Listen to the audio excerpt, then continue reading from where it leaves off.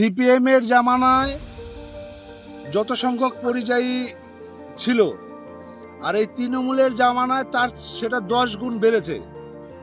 কারণ এই সরকার ডিগ্রিধারীদের চাকরি দিতে পারে না, তাদের শুধু ভাতাশ্রী দেওয়ার পরিকল্পনা নিয়েছে।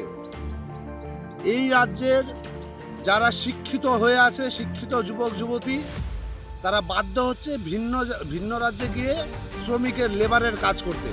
কারণ পশ্চিমবাংলায় তৃণমূলের নেতা তারা চাকরি বিক্রি করে দেয়, কিন্তু যারা প্রকৃত শিক্ষার্থী, যারা যোগ্য যারা ব্যক্তি আছে, তাদের চাকরি পাওয়ার ব্যাপার নেই। এই রাজ্যে চাকরি হতে হলে এই তৃণমূল সরকারের, তৃণমূলের নেতাদের ভাই ভাইপো, পোষ্যপুত্র, ভাগনা ভাস্তি যারা আছে তাদেরই হবে। তারা 8 পাস হতেও পারে বা ক্লাস 5 পাস হতে পারে, কিন্তু ডিগ্রিধারীদের চাকরি এই রাজ্যে হবে না।